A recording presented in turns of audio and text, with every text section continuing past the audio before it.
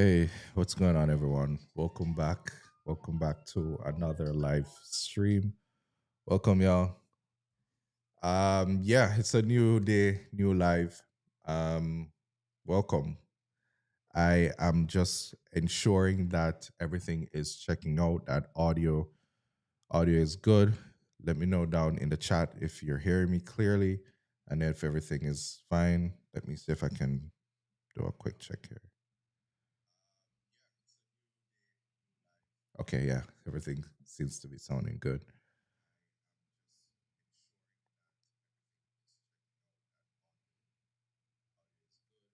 Yeah.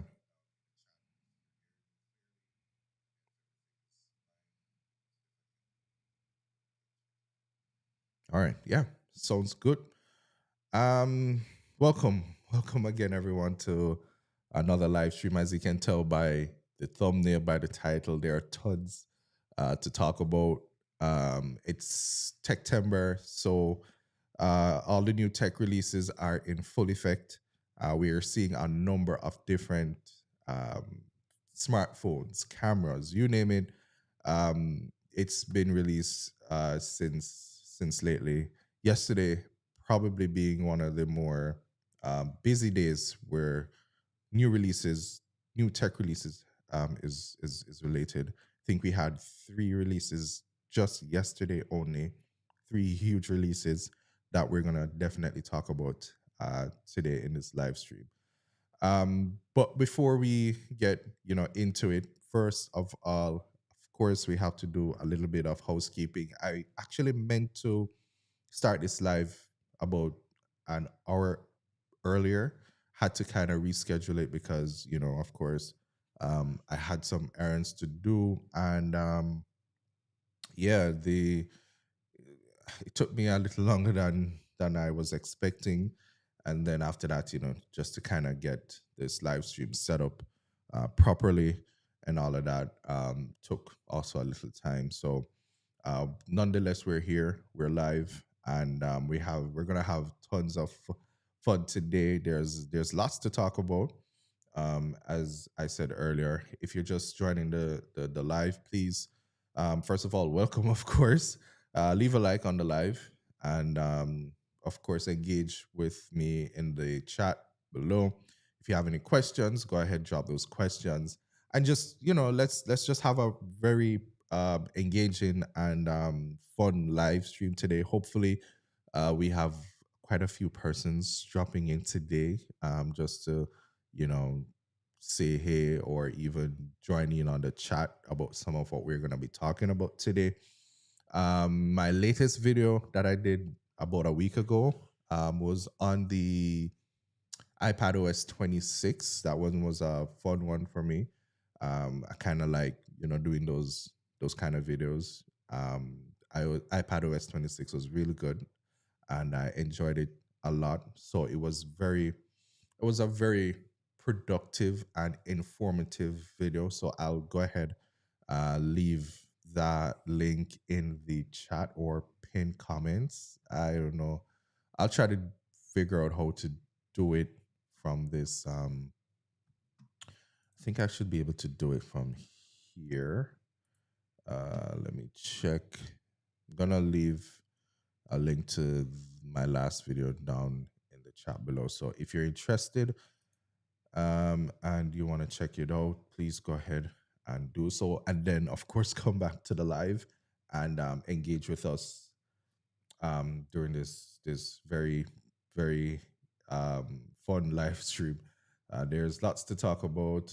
Let me just get the link here, and then I think I should, yeah, I could share it there like that. Does that work? Yeah. So and then so that's the link that popped up on your screen. So you guys can go ahead and yeah, you can go ahead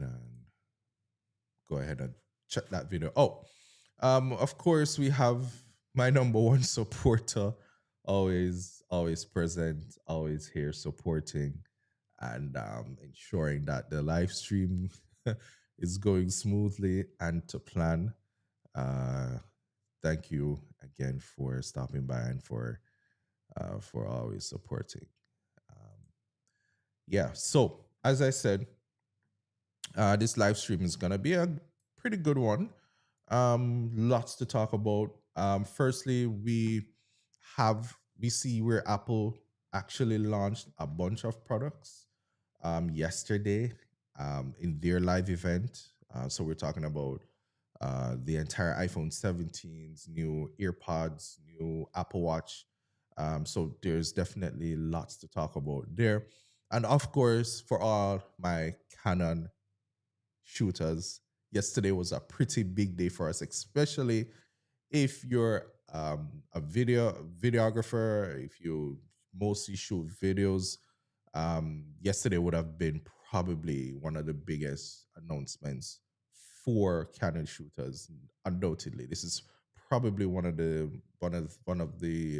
releases that we've been all waiting for to see from Canon. So that's that's a pretty interesting one, and one that we're gonna definitely talk a little bit about in today's live stream. So yeah, it's gonna be a packed one. We're trying to kind of not go too long. I'm hoping to do at least an hour, depending on how much you guys are engaging with the live. But yeah, the aim is actually to do an hour, and then we have more products to come, of course. So we're definitely gonna be doing more live streams so we can, have a good conversation and a discussion on these new products. Now, firstly, of course, the Apple event happened yesterday. Today is September 10. So the Apple event was yesterday, September 9. And my thoughts, firstly, on the event itself. It's a typical Apple event, but for some strange reason, I felt like I felt a little bit underwhelmed, if that's the word. Yeah, underwhelmed about the entire event. And I'm not particularly sure why, because um, apart from the new Apple, apart from the new iPhone Air, Uh, I mean the upgrades on the other lineup were pretty, standard. Some pretty basic.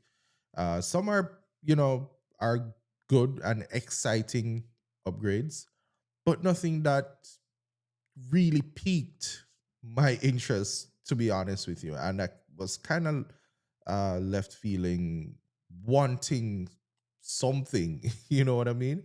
But altogether, the event was, as I said, just a typical Apple event where Apple released a bunch of new hardwares, new watch, new earpods, new phones, um, and you know, minor upgrades, uh, to say the least. But firstly, of course, Apple started out by talking about new earpods.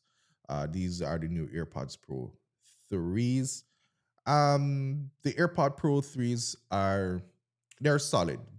I mean, even before the AirPods Pro 3s, um, the version 2s, the first versions, I think the AirPods are probably one of the most impressive Apple products that I've been using personally. No, I haven't used the AirPods Pro 3 as yet. Of course, that was just released. It's out for pre-order now. I'm happy, first of all, to see that the price is still the same at 249 for these new models. Of course, again, they have improved on the active noise cancellation in these. If you haven't used AirPods Pros before, they're probably one of the best noise canceling earbuds on the market, hands down, and undoubtedly. That I've personally ever used, and I've gotten that feedback from others as well. The design of the AirPods Pro 3s are pretty much the same. I think they have gotten a little bit smaller. So they're gonna fit a little, and the fit is a little bit better this time around. Of course, tune in, get subscribed to the channel, because this is probably one of the items that I am hoping to get my hands on, to kind of test and do a review on the channel. I think it's probably, as I said, one of the best um, upgrades and one of the best Apple products. For me personally, love the noise cancellation on these. Love the um, what's it called? Transparency. The transparency mode on the AirPods Pro 3 are top tier. I don't think there are any other earbuds on the market right now that can match the AirPods Pro for noise cancellation and transparency mode. Now, of course, Apple did improve on the sound quality as well. So we're seeing where they have improved the bass response with these. I think they've introduced a new chip. I think it is the H2 chip that kind of help with uh, giving you deeper bass and a wider sound stage. So you get that, that more immersive and full sound from these. So very interesting. And I definitely am going to test that out to see how that performs. They did improve again, as I said, on the fit and the feel of these. So they're giving us a little bit more of those ear, what's it called? Those ear cushions or the ear tips for these. And they're going to be, I think they're changing the materials as well from plastic to a more foam infused type of material. So it definitely going to fit a little bit better, and it's not going to irritate the ear as much, and it should fit and stay in way much better than previous models. But one of the biggest upgrades that we've seen on the, well, that Apple is now introducing with the AirPods 3 is the ability to now do heart rate monitoring. So it's able to sense your heart rate and will be able to give you those readings. I assume either on your Apple Watch or your iPhone. You can check those stats.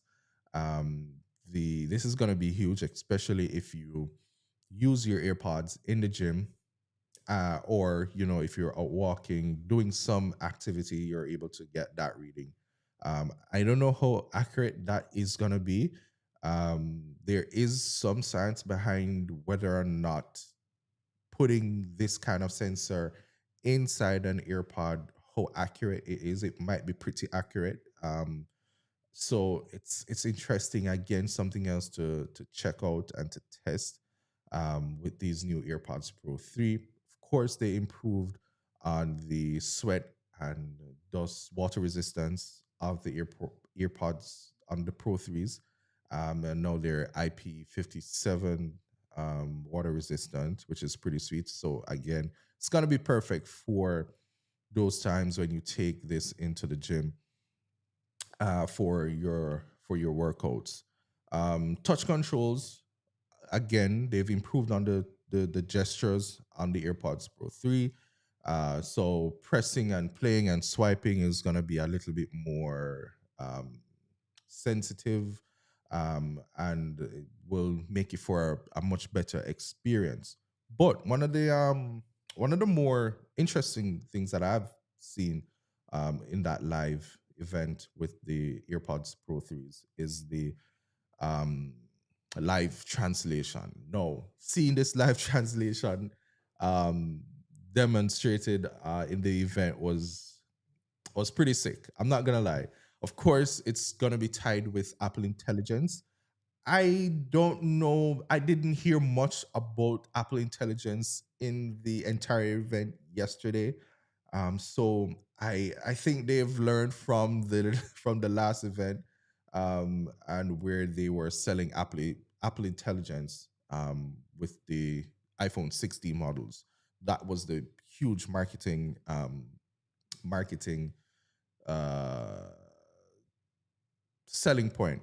Let me put it at that. That was a huge selling point on the iPhone 16 last year, Apple Intelligence. But strangely enough, it was way less about Apple Intelligence this time around. So live translation on the AirPods Pro 3 is pretty sick. So essentially, you're gonna have your AirPods Pro 3s in your ear. If there's someone that speaks a completely different language how from what you speak, then your earpods are supposed to pick that up and then translate that to your preferred language. So if you speak English and who you're speaking with speaks Spanish, then that Spanish will be translated into English, and that translation would be fed back into the earpods, so you can um, have a little bit of an easier conversation with someone who speaks a completely different language from you. Very interesting to see how that will work. I don't know how accurate it's gonna be. There's a lot of different things to consider. Different languages have different dialects, so it might not be as useful because depending again if it's formal Spanish versus Creole Spanish, how it picks that up, how we translate it, how the earpods will pick up the person that you're speaking to well enough in order to speak or in order to translate it. It's a lot. It's a lot to think about, and it's wild thinking about it. Um, it's gonna be something that is worth checking out and testing, and we're gonna see what we can do with these new earpods. Maybe the future is a lot of a lot of us eventually are gonna have to be wearing earpods if we're traveling in different countries and having conversations and stuff like that. So AirPods Pro 3s are looking good. I'm not gonna lie. I'm not gonna lie. The built-in drivers are looking good with the new H2 chip. Yeah, I'm pretty excited about this one. The heart rate censoring, as I said, that one is a new feature that they've introduced. So yeah, battery life has been improved. I think this one is gonna give you up to 10 hours or more. Um, yeah, up to 8 hours with active noise canceling and 10 hours with transparency mode on. So yeah, that's pretty dope. Everything else that we've seen on the AirPods Pro 2s, of course, you're gonna find in the Pro 3s this time around. So again, nice addition to the AirPods Pro 3s. Don't know how a lot of these new features are gonna translate into real world usage. But yeah, it's still gonna be interesting to see how this perform in real world. Let's see in the chat. We have my guy calling in the building. Yo, what's up, bro? Welcome to the live. Getting the air. I am thinking about it. Um, I'm not particularly sure, but we're gonna get to the air. We're gonna get to the air in a quick minute. We're just gonna run through some of the new announcements, the new products that Apple announced yesterday. Of course, the iPhone Air is definitely one of the new products that they did announce, which we're gonna talk quite a bit about um, in this live stream. Um, Next, of course, is gonna be the new Apple Watch SE version 3s. Now, these are just the more cheaper versions of the Apple Watch. So I'm not gonna really spend too long on this one. It's just very minor upgrades. I think the screen is a little bit bigger, um, added a little bit more features to this one. So it's gonna make a pretty good buy for, I guess, for if you want to purchase this for a child, I would assume, or for your parent who is not really needing anything like the Series 11 or the Apple Watch Ultra, which we're gonna talk about in a quick second. But yeah, the SE glad to see that Apple is still keeping the SE in the lineup. It's the starting price is 249, 250. Um, I think it's a fair enough price for what it is offering. I don't know if it's gonna be. I don't know how good these Apple Watch sell for Apple. I guess they're popular enough why they're still keeping it, but it's good to have options nonetheless. If you're not willing to spend, upwards of $400-500, $800 for the more premium Apple Watch. Um, but yeah, with that said, let's move to the Series 11. No, I am personally using the Series 11. No, Series 7. Sorry. So I've skipped the Series 8, skipped the Series 9, skipped the Series 10. No, Apple just announced the Watch Series 11. Of course, the updates are pretty minor. New features, which includes being able to spot signs of whether or not you're going to have chronic high blood pressure. So I think it's possible to it checks your pulse and can detect high blood pressure readings or notify you. I don't know how that is. I don't know how that works, but definitely something that is worth checking out. Some of the other new features. It's gonna now give you proper sleep score. I've always wanted to know what my sleep score is with using something like my Apple Watch, but the Series 7 obviously does not have that feature. It does track your sleep and gives you a general report in terms of the amount of hours you slept, um, the different levels of sleep, all of that information, but giving you a summary of everything and just to give you a score and where you fall on the scale of whether or not you're getting a good sleep or your sleep score is low is something that I've always wanted. So it's really nice to see that Apple is giving us that feature. Of course, battery life on the new Series 11 has gone up. So you're getting 24 hours of battery life on the Series 11, which is pretty sweet. Right now, my Series 7 is lasting me about 6 to 7 hours, depending on how much I'm using it, whether I'm using it to track my workout at the gym, whether or not I'm using it to take calls, or if I'm streaming music on it, stuff like that. It I'm getting between 6 to 7 hours, sometimes less. It definitely lasts me through a regular day as it is right now, but I definitely have to charge these overnight. No, with the Series 11, you can definitely easily get through an entire day and then some. I guess in the morning you'll be able to just top it up and you're good to go for another full day. But 24 hours of battery life on the Series 11 is definitely top tier. I like that. I like to see that from Apple. The other thing, the display now is a little bit bigger and it's now twice scratch resistant. Now, my Series 11 has been banged up a little bit, so there are definitely, small dinks and scratches. Nothing that is overly um, obvious. So I think the the scratch resistant on the Apple Watch are very good. So to know that these are now twice or two times better in scratch resistant is definitely a good look, and very happy to see that.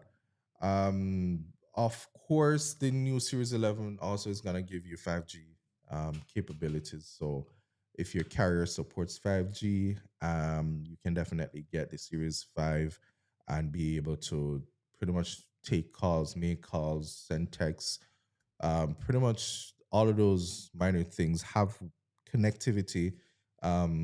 on your Series 11 going forward, which is pretty sweet. What is? I think the screen size has gotten a little bit bigger. Let me see if I'm just having a quick glance here on Apple's website to see whether or not the screen size. I think I remember them saying that the screen size has gotten a little bigger, or at least the bezels have shrunken a little bit, which will give you a little bit more of a bigger screen real estate. But I'm not seeing anything here that is saying that. But yeah, either way, of course you're gonna get new colors, new watch bands, all of that lovely stuff as we're all used to getting from um from Apple. So yeah, Series 11, a nice one. Um, am I gonna be upgrading from my Series 7 to the 11? No, I am not. If I'm gonna be upgrading from my Apple Watch Series 7, I'm going to be upgrading to the Apple Watch Ultra 3. This is what I have been wanting to upgrade to. Um, what are the reasons why? Is because of battery. Now, battery performance from the Apple Watch Ultras have been just the best. We're talking about 4 or 5 days, maybe, of without needing to charge, which is huge, especially for me. I don't like having to charge a different product every single night. So if I can, I don't know if I can have a device that I have to charge less, then I'm sold. I'm sold on it. No, the Ultra Watch, the Apple Watch Ultra 3. Now, again, the updates are pretty minor. They're gonna be available in two different variants, of course. You're gonna have black and natural. I think this is still titanium finish. The display on the Watch Ultra 3 is it's a little bit bigger, obviously. Let me see if I can share my screen with y'all so you can have a look.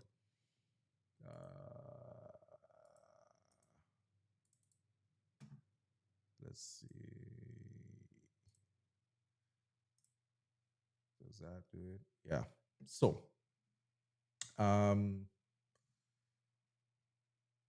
yeah, you can definitely see camera E, camera B. Yeah, good.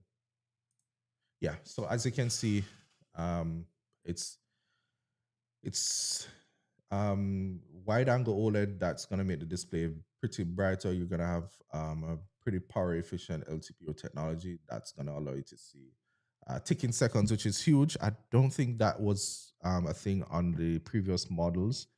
You're gonna have a boost in battery life. Now you're gonna go up to 42 hours of normal use and up to 72 hours in low power mode. This is the other thing that I really liked with the Apple Watch Ultras, the ability to go in low power mode, especially when your battery is almost drained completely. You're gonna still be able to tell at least the time and to do smaller minor things before it's completely dead. And that's huge. The durability on the Ultra 3s will be a little bit more rugged. It has a rugged titanium case and has a display crafted from sapphire crystal. So again, it's going to be extremely durable, which is one of the reasons why I am really looking forward to upgrading to one of the Apple Watch Ultra. The Series 7 has done me well. If I can be very satisfied with something like the Series 7, I think I'll be more than happy with upgrading to something like the Watch Ultra 3s. And then and I'll be good for maybe another 3 4 years. They've improved the water resistance and dust resistance. Now the Watch Ultra 3 is rated at WR100. the fit for recreational scuba diving. So if you're into all of that, if you're a diver, this watch is definitely one you would want to look into. And it's also IP6X dust resistant. So again, one a huge selling point on something like this. The action button, no, they're saying that it's one quick press that's going to give you precise physical control over a variety of customizable functions like starting a workout, making a segment. I mean, yeah, the action button um, on the Watch Ultras, it's good to have. You can definitely customize it if you want, and then yeah, it's I guess it's useful to have, but nothing big. And of course, they've given us more watch band options. It's gonna be different band styles, materials, anything that's gonna fit. Whether you're one of those workout, whether you're one of those adventurous hiking persons, or if you just want something a little bit more sleek that can tie into a more formal wear, you should be able to find a band that will work with the Watch Ultra 3s. So yeah, just scrolling through quickly just to look at um, what are some of the changes and the selling points with the Watch Ultra 3s. They look fantastic. I have to give Apple. This is probably one of my favorite looking Apple smartwatch on the market. I did tried and I did use, what was it? The TicWatch Pro 5 from Mobvoi. That one was a pretty good one. I did enjoy using that watch for the time that I did. Um, the thing is, I'm an Apple guy, so having, of course, the ability to tie my smartwatch with my phone and my tablet and my earpods, the how the entire Apple ecosystem works.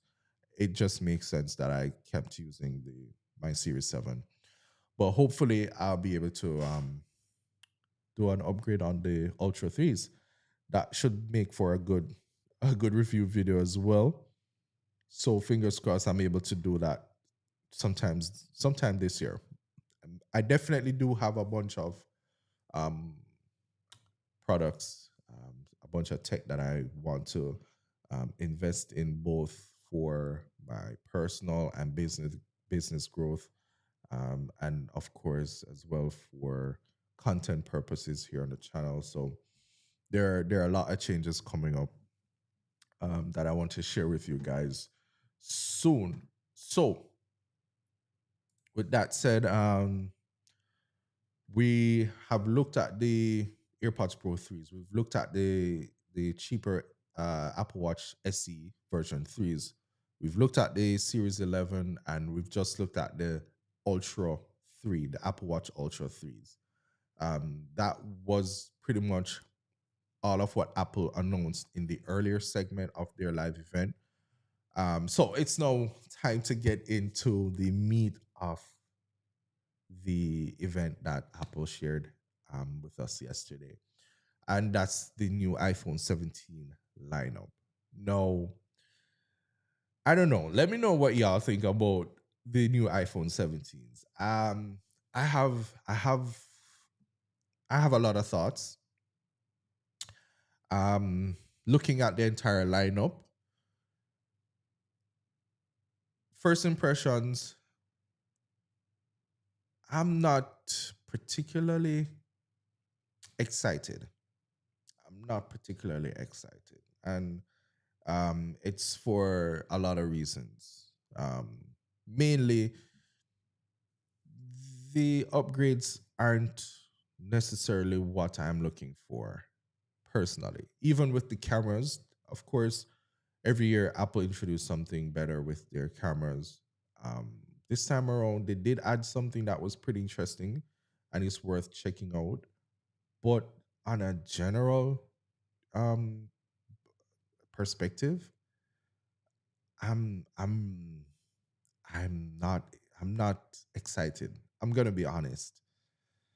Um, the best upgrade that I've seen from Apple is with the regular model iPhones. No, the regular model iPhone 17s have gotten probably one of the biggest upgrades. This is where Apple now decided to kind of stop holding back the regular models and making it now feel like it's a part of the entire lineup.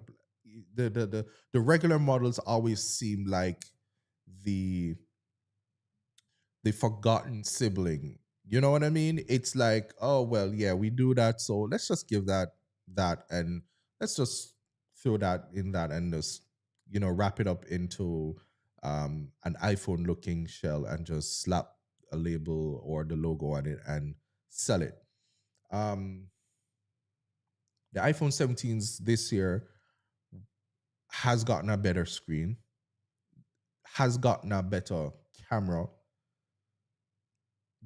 There's no point right now if you're looking into getting into the Apple ecosystem or upgrading from an older Apple model. I think there's a big argument for probably just working with the regular model iPhone 17s. As I said, the you're gonna have more color options. You're gonna have um, a better camera this time around. You're gonna have a better screen. It's a 120 hertz ProMotion that they've introduced inside of the regular model iPhone 70, which is pretty sweet to see. I'm happy that Apple did it because they needed to stop holding back the regular models and giving it what it deserves. Now, if we're gonna quickly look on what the regular iPhone 17s are gonna offer this time around, of course, you're gonna have new colors. Let me know what you think. Which color is your favorite? Of course, they have this. I'm not for the lavender at all. But I know a lot of persons will like the this lavender finish. They also do have this sage mint kind of green looking model. It's not bad. It's honestly not bad. I can see a lot of people picking this color. Of course, the mist blue is also another. I'm always a sucker for a nice blue iPhone. I love blue pretty much. So it's nice to see that they did keep this color around. Um, they do also have it in white and in black, and that's it. I was hoping that they would have given at least another color like pink or um red maybe. I noticed that they haven't given us a project red model of any iPhones of recent times. But yeah, I know my girlfriend was pretty mad when she saw that there were no pink variant of the regular iPhone. Also a point of notice, they decided to scrap the plus model for the regular iPhones this year. And understandably why, because they're introducing a new model that we're gonna be talking about shortly, which is the iPhone Air. So there are no iPhone 17 Plus models. This one is gonna be just the regular standard. I think the screen size is 6.3 inches. It has gone up a little bit from 6.1 to 6.3. And I believe the bezels on the regular iPhone 17s, the bezels have shrunken. Usually you don't notice the shrink in the bezel size, but this one is pretty obvious. It's You can see if you should compare last year's model with this year's. You can definitely see the bezels shrinking on this one. So I talked a little bit about the display just now. As you can see, it's a 6.3-inch Super Retina XDR display. Of course, they're gonna say it's their best display ever.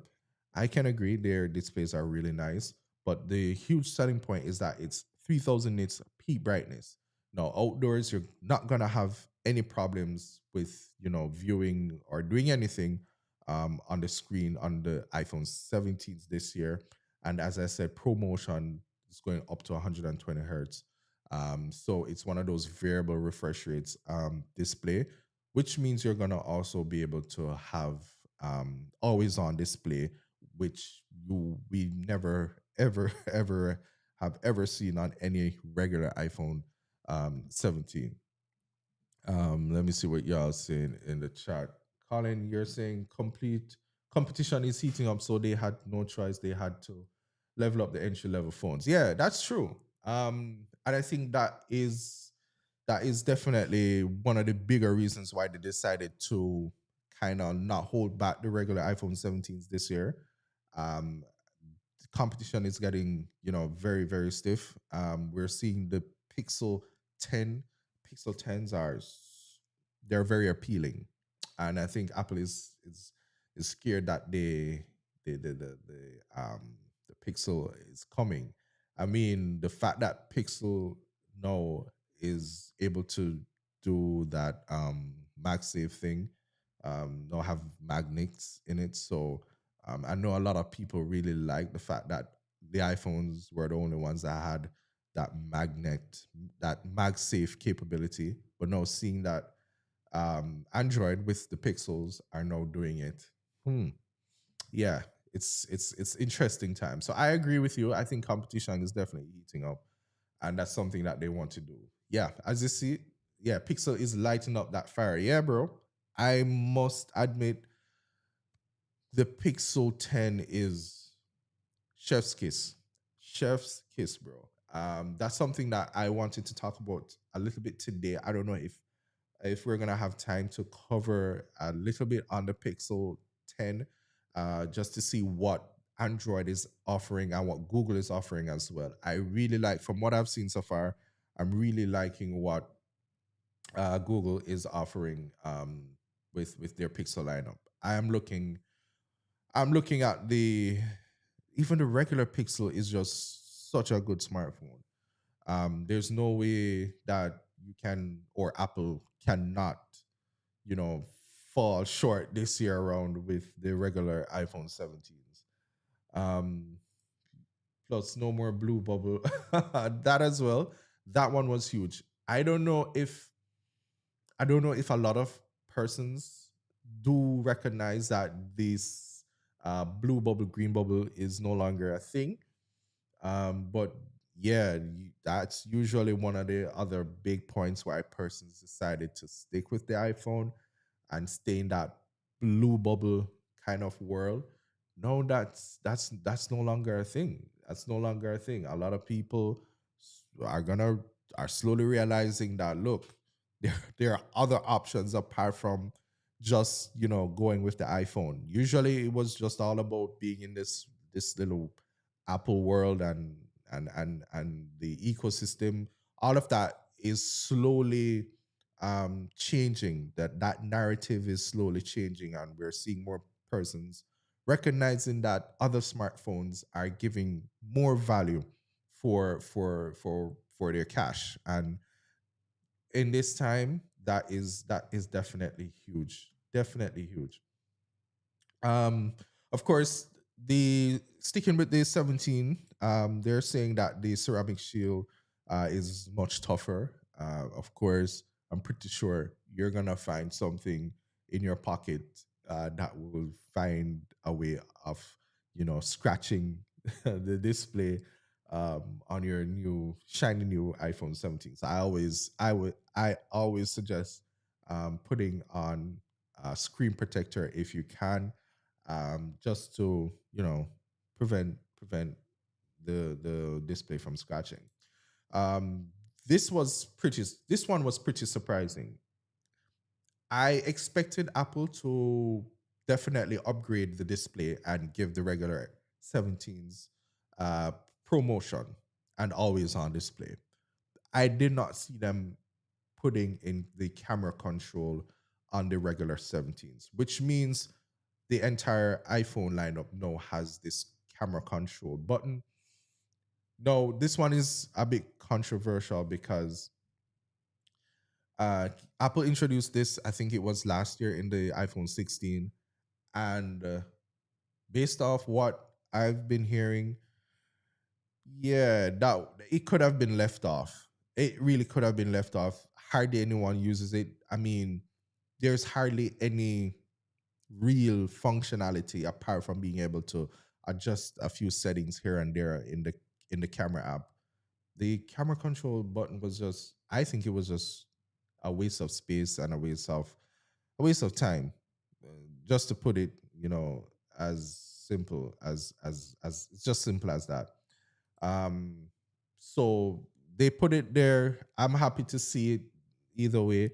But the action button is definitely one that needed to get to the regular iPhones. And to see it on the iPhone 17s, pretty sweet. I think Apple did well with this decision. If you don't know what the action button is, usually this action button is on the more pro model iPhones, but now on the regular iPhone, you can customize this button to pretty much um, do anything that you want it to do, whether it's to put your um, put your phone into silent mode or to trigger any shortcuts like opening your camera app or turning on your flashlight, any little quick thing that you typically find yourself doing, and you just want to access that quickly. The action button is where you'd go to get that done, and it's pretty sweet to actually see it here on the regular iPhone 17s. Also, Dynamic Island is making its way to the iPhone 17, regular iPhone 17s. And we're all pretty much used to what the Dynamic Island does, and what it is. So yeah. Apart from that, as I said, new cameras, 48 megapixel cameras, big upgrade for the regular iPhone 17s. So you're gonna have um, uh, uh, 48 megapixel Fusion ultra wide camera that's gonna give you 4x, uh, 4 times the resolution, and the I think the zoom range is a little bit better this time. But all in all, you're gonna get much sharper photos, and the quality of the cameras are definitely a lot better with the regular iPhone 17. Another sweet thing that I'm seeing with the regular iPhone 17 is that the starting storage on the regular iPhone 17s are now at 256 gigs. So that's a bump up from 128 gigs. And that is pretty sweet to also see that Apple is doing. So you won't have any problem with storage as before. All in all, it's a pretty good upgrade. And the icing on the cake is that the price still remains at 799. So I think Apple did well with this one. I think Apple, this is probably one of the better, or it should be the talking point of the entire iPhone 17 line. Of course, you cannot um, not talk about the brand new model of the iPhone 17, and that's gonna be the iPhone 17 Air.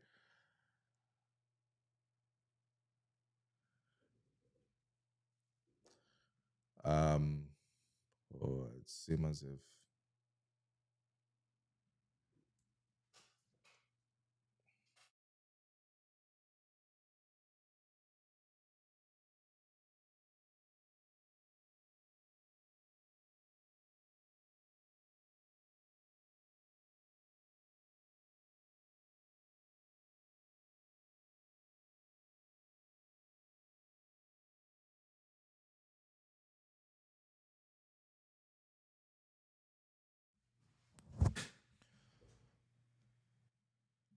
yeah. So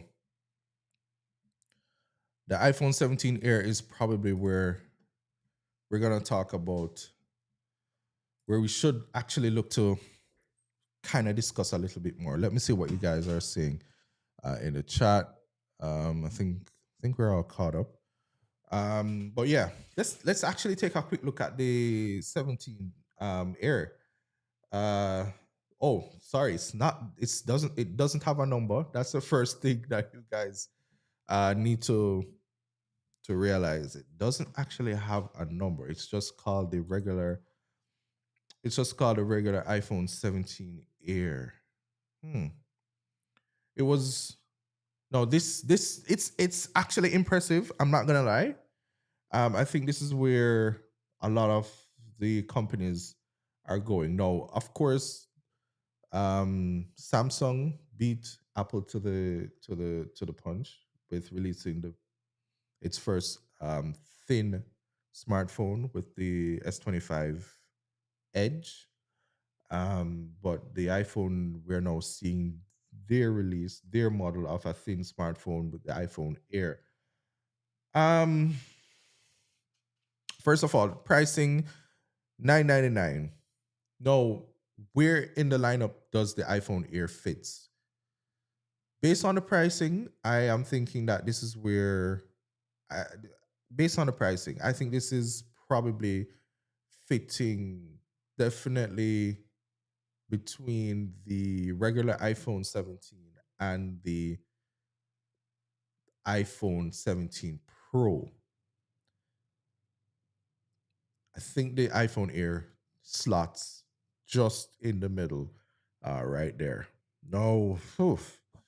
Um, it's an impressive looking smartphone. I'm not gonna lie. It's an impressive looking smartphone. It's super thin. Um, I don't know. I don't know what y'all think. Let me know what y'all think. Is the iPhone Air is the iPhone Air based on what you're seeing? If you've seen the S25 Edge and the iPhone Air, let me know which one you think is the more impressive looking thin device. Colin, you're saying the Galaxy Edge, iPhone Air. Yeah, let me know what you think. Which one you think is a more impressive looking device? Oof, I kind of like it. I'm not gonna lie. It's definitely giving that premium look that I like. I don't know if it's because of the I don't know if it looks so damn good. I don't know if it's because of the titanium frame, but the titanium frame is a bit shiny than what the titanium models on the Pro last year is looking. All right, let's scroll down and have a quick look. All right, so color wise, the iPhone Air, you're gonna get it in this very nice sky blue. This is clean. This is clean. You can get it in light gold as well. Whew. And you're gonna get it in cloud white as well as black. Golly, it is super clean. I'm not gonna lie. Uh the white is just whew. I think this will fit in if you're a minimalist. I think this might be the perfect iPhone for you. Just a single camera with a flash off to the side, and yeah, it just looks super clean. All right. So the iPhone Air, it's a titanium frame. So it's a grade 5 titanium frame that is built with 80% of recycled titanium. It's gonna be strong. I'm not gonna lie. The when they introduced titanium material to the iPhone 15s, that was pretty impressive coming from stainless steel. The difference was night and day. You could feel how light the iPhone 15 was. I still have my iPhone 15 here. Um, Let me show you. I still have my iPhone 15 here. I'm actually using a case from Zag. Love this case. If I should take the case off, That's how it's looking. So I kind of like it. Now that I'm looking at it, I really do like it. Um, but seeing this titanium frame on the iPhone Air is just it's luxury. It looks luxurious. It looks expensive. It looks like a piece of jewel. I quite like it. And the thinness is unreal. I think seeing it and holding it in person is gonna give um, a totally different impression, which I'm curious to try out. I'm actually now considering probably just um, probably sticking with the 15 Pro Max that I have and trying the iPhone Air. I think that now that I'm looking at it and now that I'm thinking, I think that's probably what I'm gonna do to see if I could actually use this as my daily device. I figured seeing how thin it is, I might take a hit on the battery life. The camera, I'm not particularly sure how well just having one camera is gonna do for me. Knowing that I'm a camera guy, right? But yeah, it's really looking good. Now the internal design on the iPhone Air, I think Apple has definitely emphasized the fact that they have done some impressive things that they've never done before, with utilizing the space in the iPhone Air to keep it as thin as how it is, and still giving it good performance, which definitely we only can tell by using the device in the real world. The display is a 6.5 inch Super Retina XDR display. Of course, Apple's gonna say it's their best display in an iPhone. Um, it's also 3000 nits in peak brightness, similar to the regular iPhone 17s, and it also has ProMotion up to 120 hertz. Better anti-reflection as well. That's something that I'm pretty curious to test out as well, because we're also seeing where Samsung, especially Samsung S25 Ultra, I think the anti-reflection on that is pretty impressive. Um, on the back, on the back and the front, the iPhone Air is gonna have the ceramic shield 2, which is gonna make it 4 times more resistant to cracks and scratches. The works. There's camera control also on the iPhone Air. Interesting. We know what the camera control is. We just spoke about it. Um, the action button also makes its way on the iPhone Air. We just spoke about that as well. You can customize it to pretty much any app or feature that you want to launch.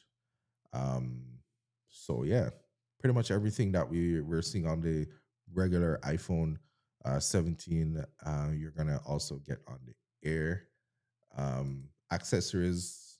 Um, I'm not about this life.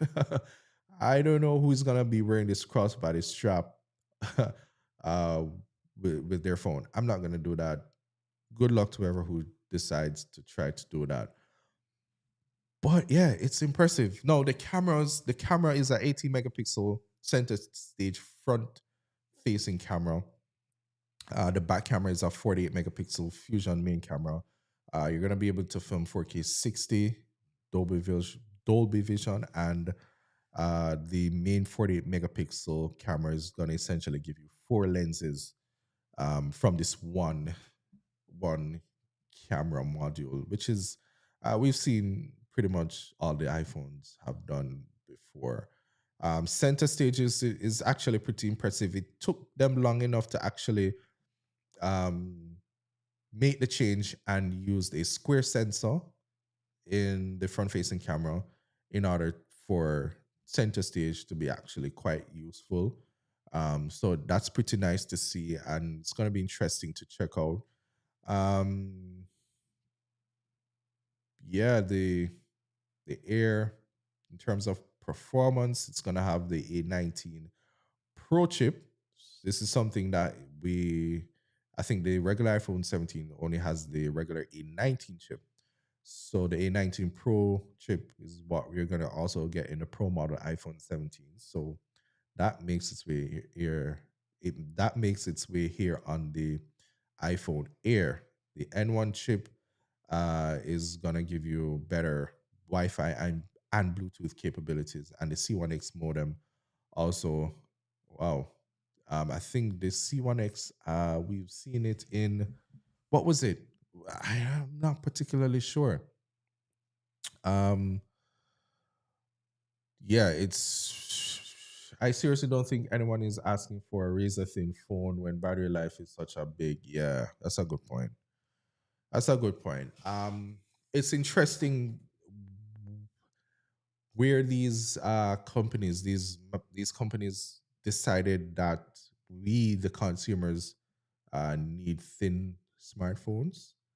Um, Seeing Samsung doing it and then the iPhone now doing it, I'm starting to wonder if this is actually going to be a thing now with other phones. I don't know if we're going to expect Google to come with I don't want to say the Pixel Air, but its thin version. What would that look like? Um, we probably get something um, from OnePlus. I don't know. I don't know. It seems like it's actually a thing now. It's interesting to see how the battery performance is. I don't think the iPhone Air is using the new battery technology that I keep hearing more about. Um, I don't think it's using that particular battery, but it's going to be interesting to see how the battery performs with the iPhone Air. So the A19 Pro is going to deliver fast CPU performance, of course. Um, GPU is going to be impressive as well with neural accelerator providing new levels, um, as well as the C1X, which is a new version of the Apple Design modem, which is going to make the iPhone more power efficient. Um, a more power efficient device. All day battery life. This is the thing that I'm most curious about. It's quoting up to 27 hours of video playback and up to 50% of charging 30 minutes. The 50% charging 30 minutes I'm fine with, but the 27 hours video playback, I'm curious to see how that translate in the real world. Um so yeah, let's actually see what happens. Um what happens there. I seriously don't think. Yeah, I just read that. But it's super impressive. Yeah, it's impressive. I'm not gonna lie. It's tempting. Trust me, it's tempting. I am looking at it and it's very tempting.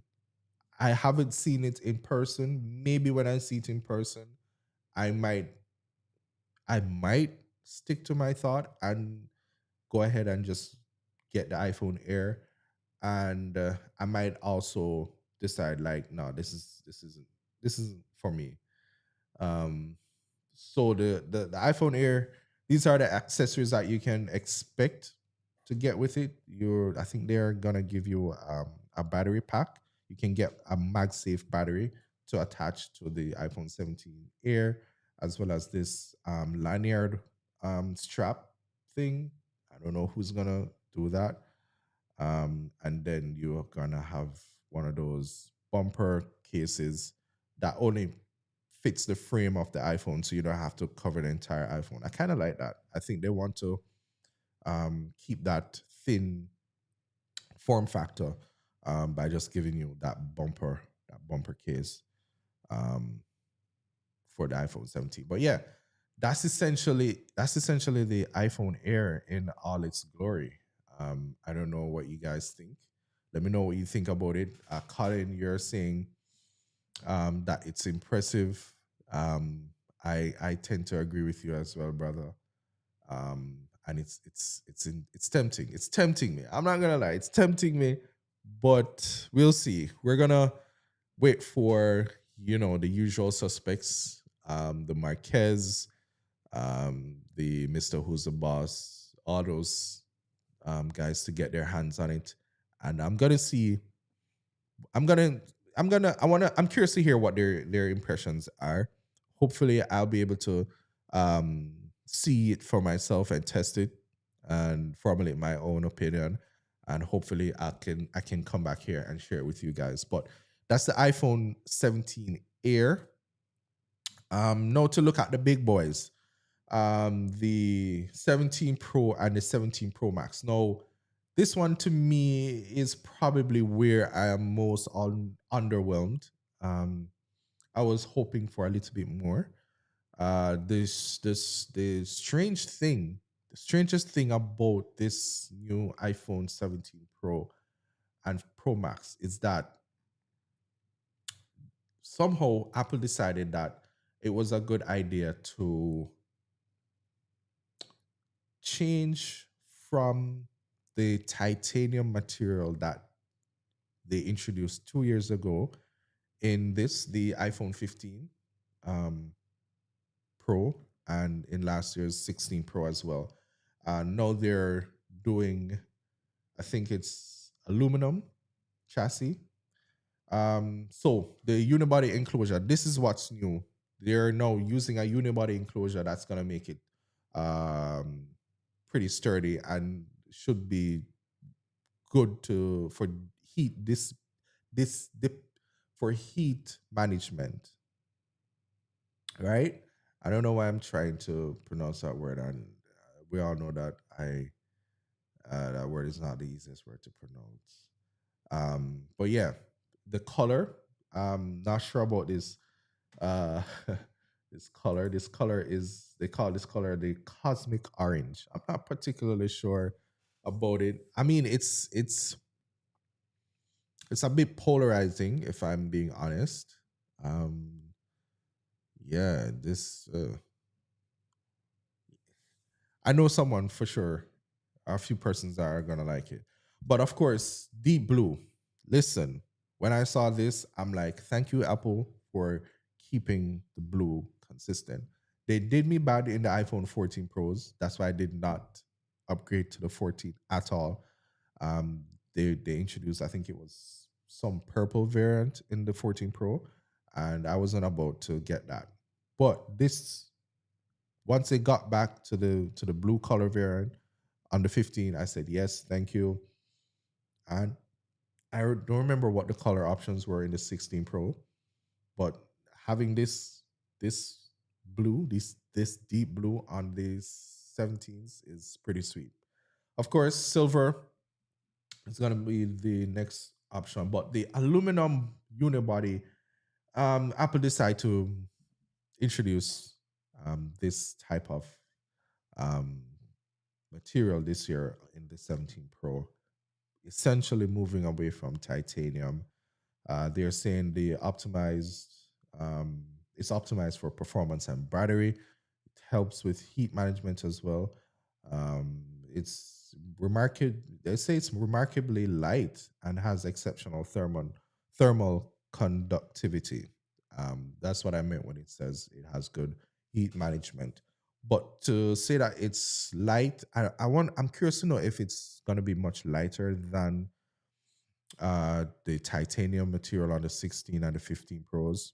So I'm curious to see how that is gonna translate into the real world.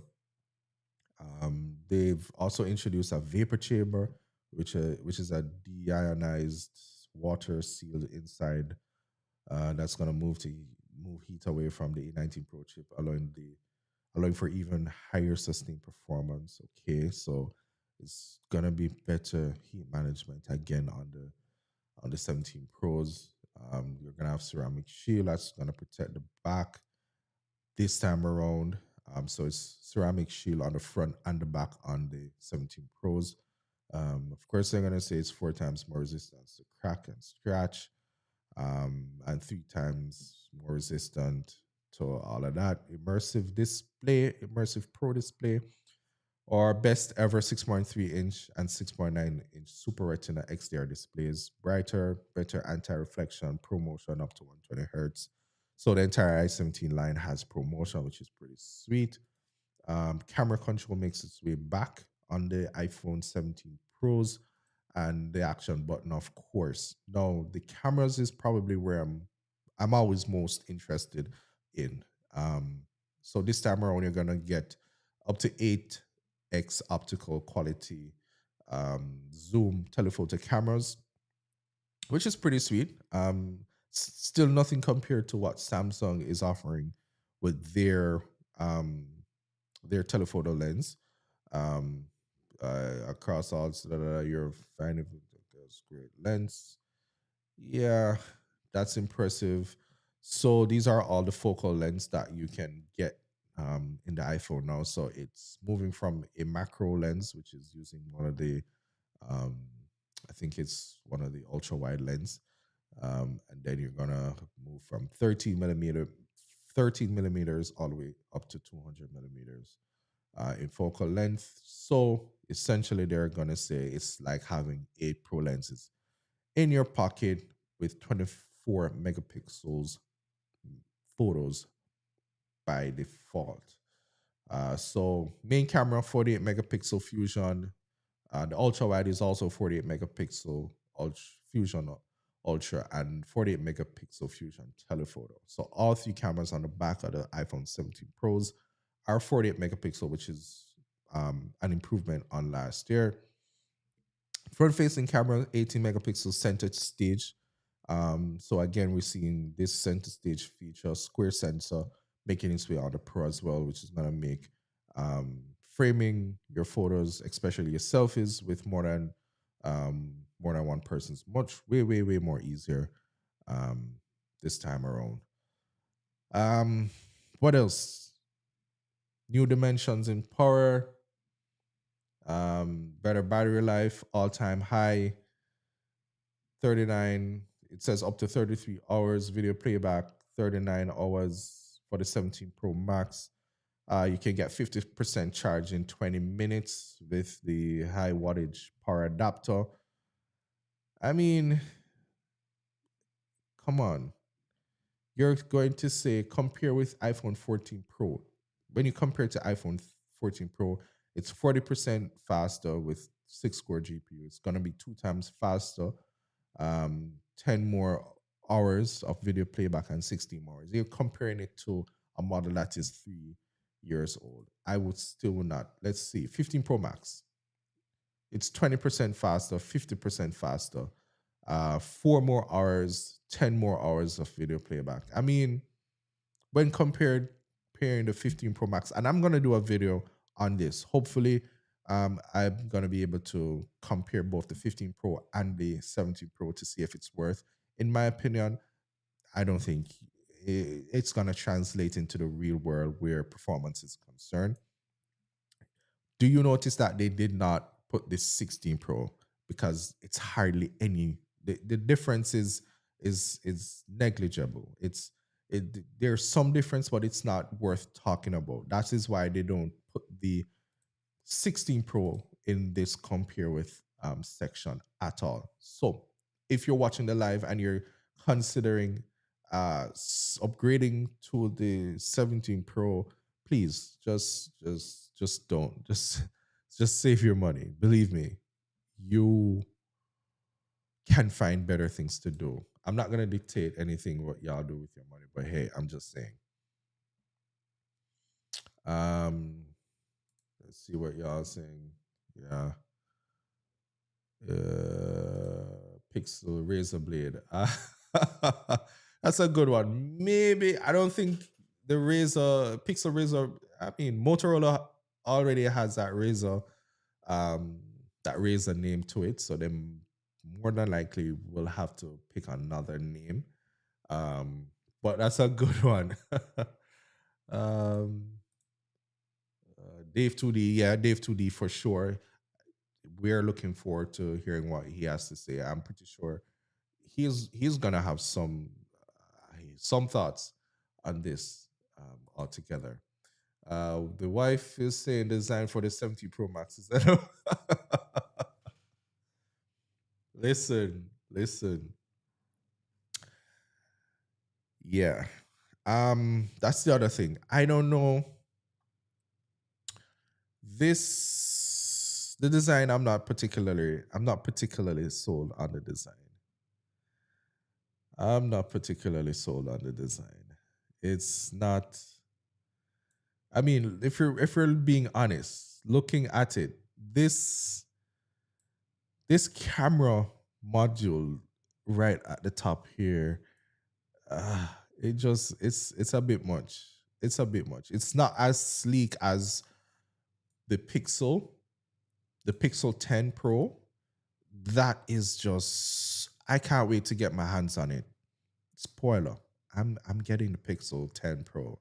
I'm still using, where's my 7 Pro? I'm still using the 7 Pro. And it's like, I can't believe how well that phone is holding up in 2025, which is very impressive.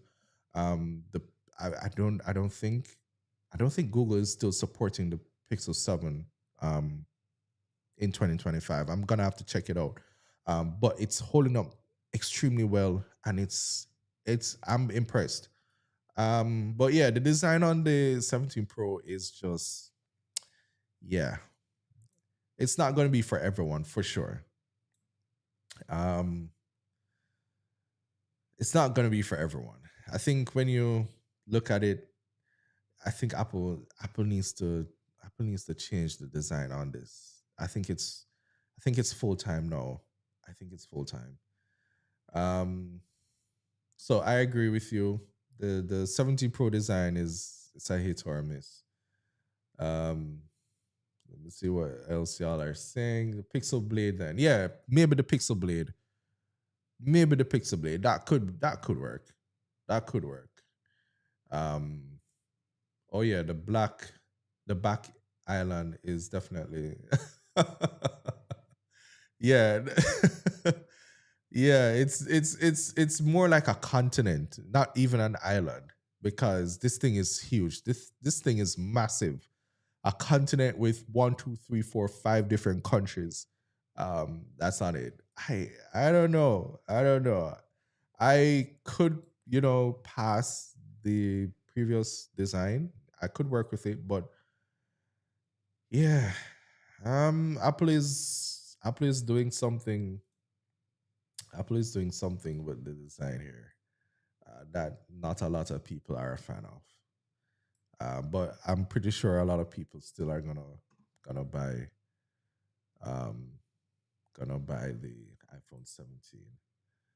It's giving back in the day, not modern at all. Um, I agree with you. It's definitely not giving modern. As I said, let me see if I can quickly pull up the. Let me see if I can quickly pull up the Google Pixel 10 Pro. Um, I I absolutely I absolutely love that the design on that phone. It looks it looks really good. I mean, check it out, bro. Let me just pull this up for y'all, cuz I mean, this thing is just amazing. I really like the design on it. It's super clean. And of all colors, orange. Yeah, I know the orange is a bit much. I don't know why they decided to go with the orange.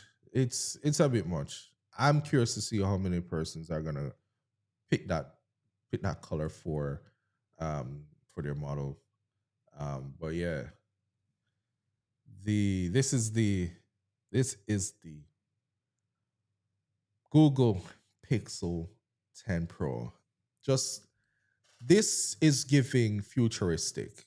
This is giving modern. I really like it.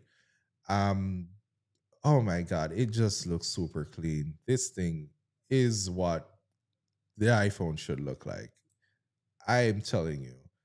The colors, the colors are nice. For me personally, this would have been the color that I would go with. I think, what's the name of this one? Moonstone. The moonstone color is clean. Um, this is jade. This one is porcelain, which is really nice as well. This is really nice. I like it. Yeah, I like porcelain. I like porcelain a lot. And of course, there's no pro model phone without having it in black, which Google is calling obsidian. But yeah, I mean, this is clean. This is clean. And of course, you're gonna have the XL. So the Pixel Pro and it's starting at 999, which is what the iPhone Air starting price is at. And the Pixel Pro XL is starting at 1199, which is where the I think the iPhone 17 Pro Max is starting at. So yeah, I really like it. I really like it. Yeah, I really do. I really really do. Um, it's this is what a phone should look like. A modern phone in 2025. I like it. Gosh, this porcelain is heavenly. But yeah, I agree with you. Um, I agree with you. The iPhone 17 Pro is not it. Um, also only three colors. Where's the black? That's a staple, and they removed it. Yeah, surprisingly, let me see. Yeah, the of all the no, they got rid of black and kept silver, blue, and they added orange. I think because let's have a quick look at the deep blue. I think because the deep blue is pretty dark as it is. I think that's probably why they decided not to go with a black version this year and just kept it at deep blue with silver being one and this orange color. um, what they what they could have gone with was um, a more grayish color. They didn't this year, um, which is kind of strange. I did not see Apple putting a color like this on a pro model phone. Honestly, I did not see it. Strange. It's a strange call, but um, let's see what happens. Let's see what the response is from others. But yeah, I kind of agree with you. That three color combination, yeah, they could have added at least another one. Um, Let me see what else you're saying here. Colin is saying all the Apple goat are going to say the orange is straight fired. Trust me, they're gonna buy in droves. Um, yeah, strangely enough, that's what's gonna happen. But yeah, I mean that's the iPhone 17. That's the Apple event in a nutshell. That's what Apple decided to give us um this year. No, I am I'm still contemplating between getting the iPhone Air and probably going back with another iPhone Pro Max um, model this year. I'm still kind of battling.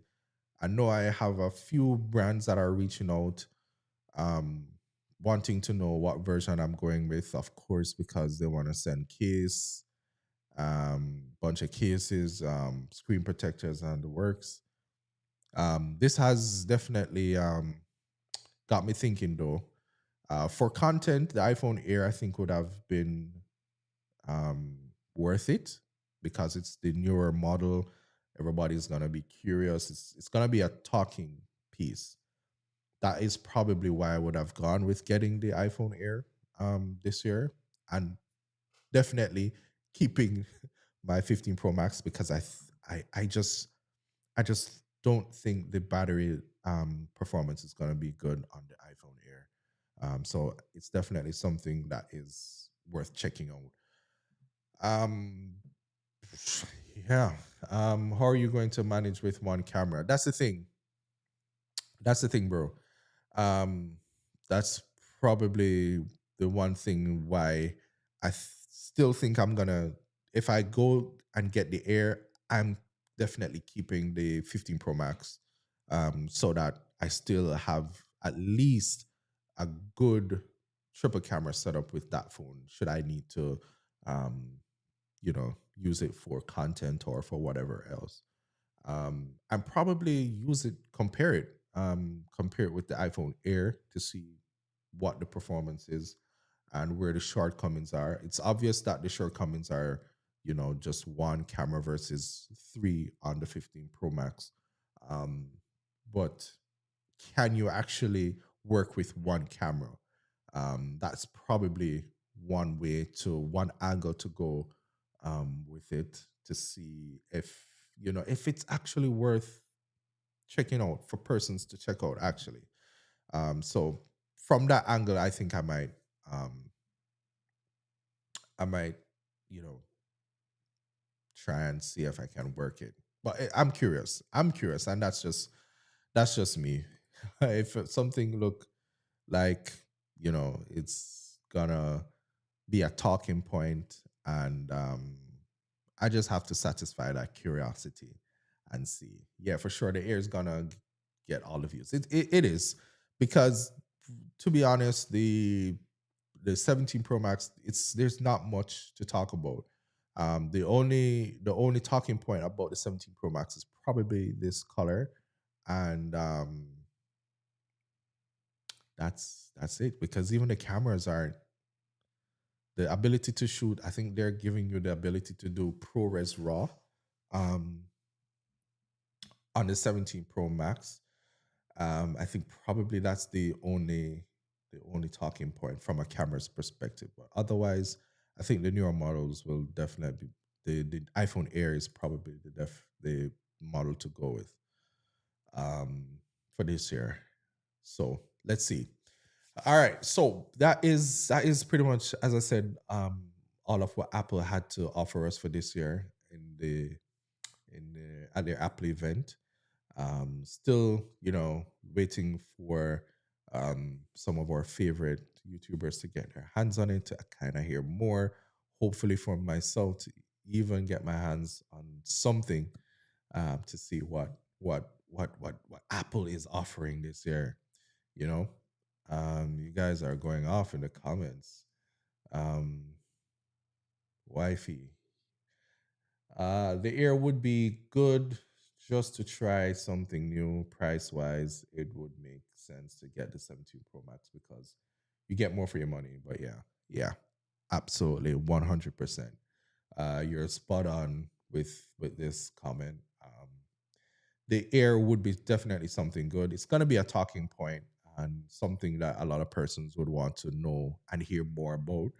Um, Price wise, definitely the 17 Pro or the Pro Max, uh, would make sense for what you're getting. You're pretty much getting everything, that the other models are offering, and then some. So yeah, I mean, who's to tell? Maybe if the experience on the iPhone Air is not great, then I'll probably just sell it, make content out of it, upgrade to the 17 Pro. As a content creator, that's how we think. So yeah, that's the iPhone 17 Pro, that's the iPhone 17, the iPhone Air, the Apple Watch SE 3, the Apple Watch Pro 3s, the Ultra 3. Yeah, that's Apple in a nutshell. Now, I want to talk about I want to switch gears a little bit and talk about something that I'm very, very excited about. This is what actually made my day yesterday. Um, and I know my good friend Colin is in the chat, and I know Colin is a Sony user. Um, but my friend, I think it's time you give Canon their flowers this time around for this beauty. The Canon EOS C50. Let me see what you have to say down in the comments. A lot of eyes will be in the air. That's funny. That's true. That's true. I like that. Get the air, keep your 15. Yeah, I think I know. That's definitely what I am thinking too. Wifey say Canon. That's right. That's what we're gonna be talking about now. Canon yesterday released the Canon EOS C50. This camera is what I have been waiting for ever since the FX3 got released. And for some strange reason, Canon would just not give us this camera for years. No, let me just say, I have been a Canon user from ever since. Maybe it's been what, eight 8 years now? Yeah. Moving from Rebel to the very first Canon mirrorless camera, which is the EOS R. Um, Despite all the shortcomings with that camera was fantastic for me, especially for photos. Um, that camera was really nice. And then, of course, I had to upgrade eventually to um, a newer model, despite all the overheating. Of course, the overheating issues were a thing, hence why I kept using the EOS R for as long as I did until Canon, worked out their issues with overheating. And then when I saw the R6 Mark II, which is definitely what I'm using right now for this live stream, absolutely love this camera. The R6 Mark II is probably, to me, even bias aside, one of the best uh, hybrid cameras in terms of entry level hybrid cameras. Love I absolutely love everything about it. The image from out of it. The only thing that probably is lacking from this camera for me personally is maybe um, C-Log 2. If I get C-Log 2 in this camera via a firmware update, listen, that would be just game over for me. Um, I'm keeping this camera forever. That's how much I really love the R6 Mark II.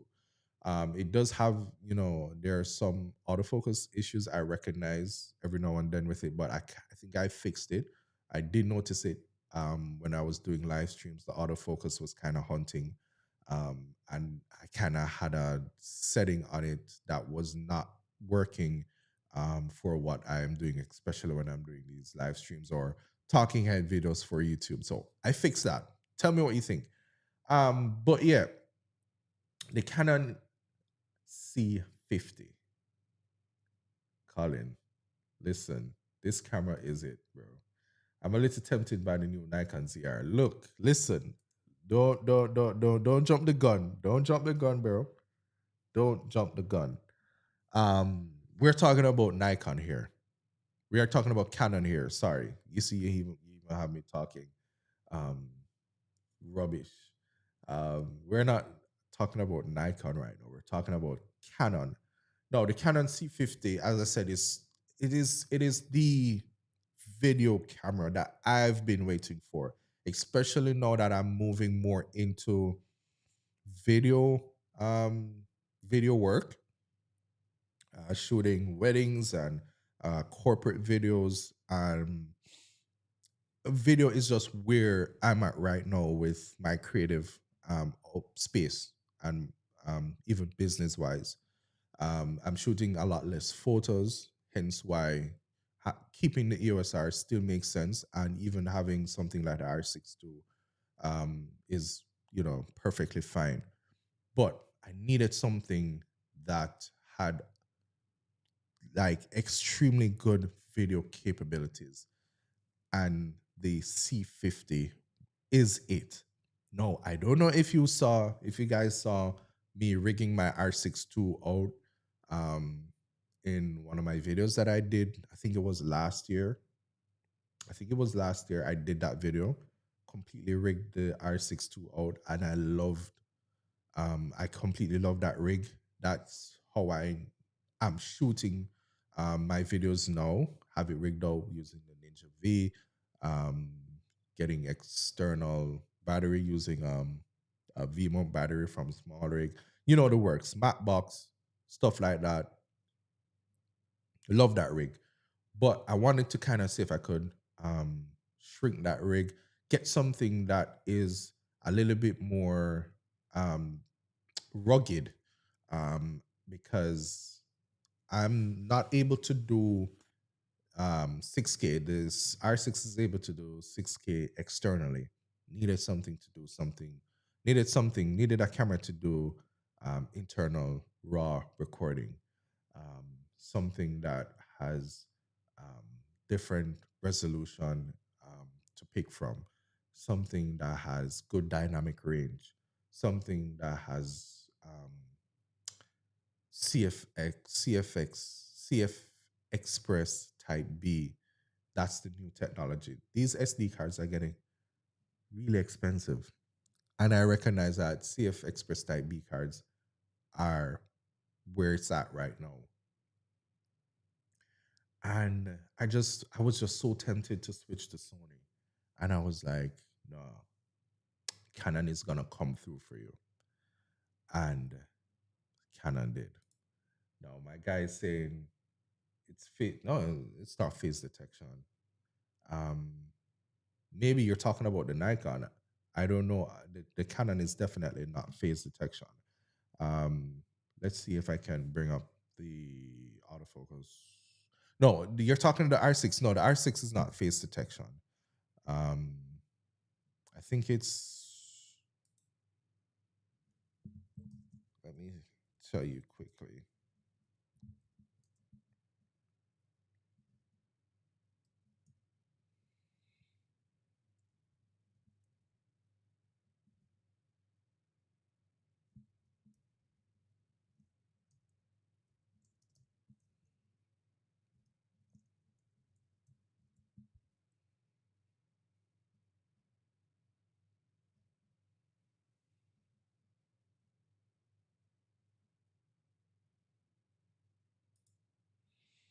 Yeah, it's not phase. It's not phase detection.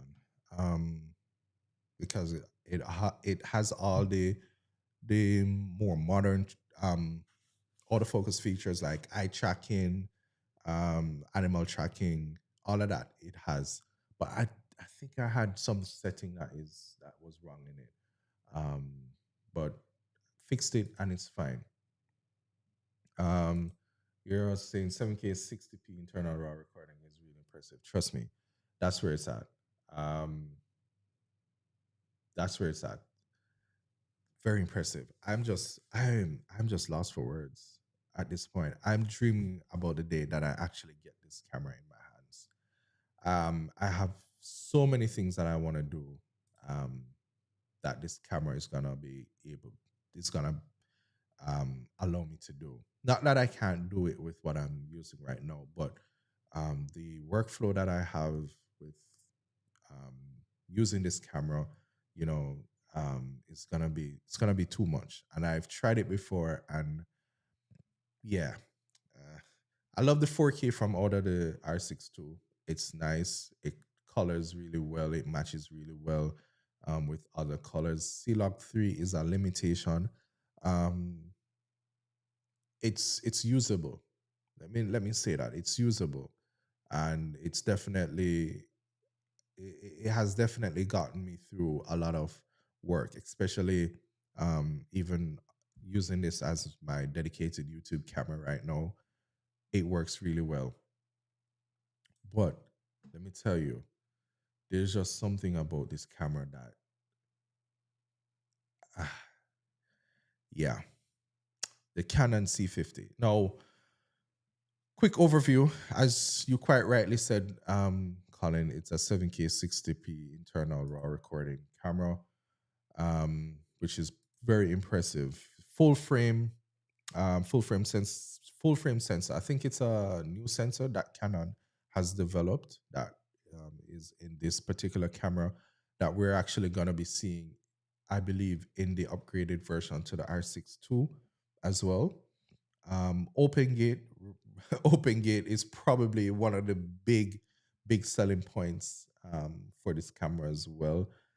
A lot of people weren't actually sure that Canon was gonna give its users open gate. A lot of persons see Canon as kind of like how Apple does things, and they are usually the last to adopt and to buy into certain features. That was a surprise that Canon actually gave us open gate in this new camera. So again, huge selling point. Um, it has anamorphic lens. No, these are all the things that I personally want to get into. I want to try anamorphic lenses. I wanna I want a camera that has good internal raw recording. I want a camera that has good dual base ISO, especially when I'm shooting in low light. Um, the other day, well, it was yeah, the other day when I was doing a video, um, when I was doing a video for a wedding, um, the was filming inside. Lighting wasn't great at all. Had to bump up my ISO a little bit. And when I took my footage back to have it edited, I can definitely see a lot of noise in the image. Luckily, with software and stuff, I was able to clean it up and have it looking, decent, to the point where I don't think the client would have ever recognized. But that was added work on top of what I already had to do.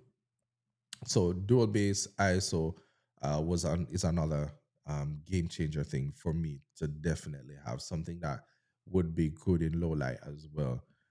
The dual base ISO for the C50, of course, is 800 and 6400, which I think is a sweet point, especially when you're shooting log.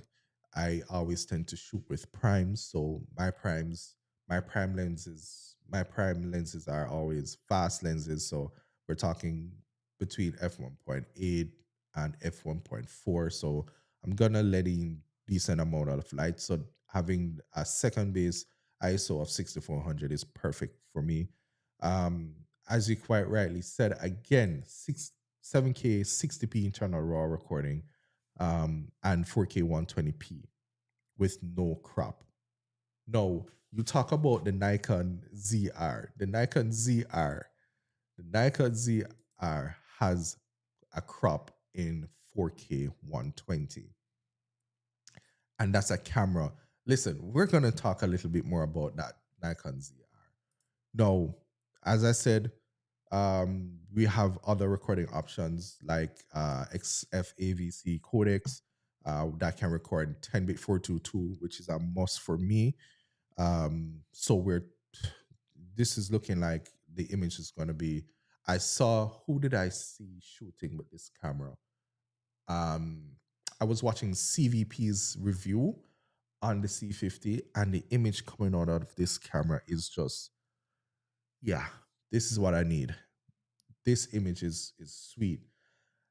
Of course, we're talking dual SD cards, so CF Express Type B, and of course your standard SD cards.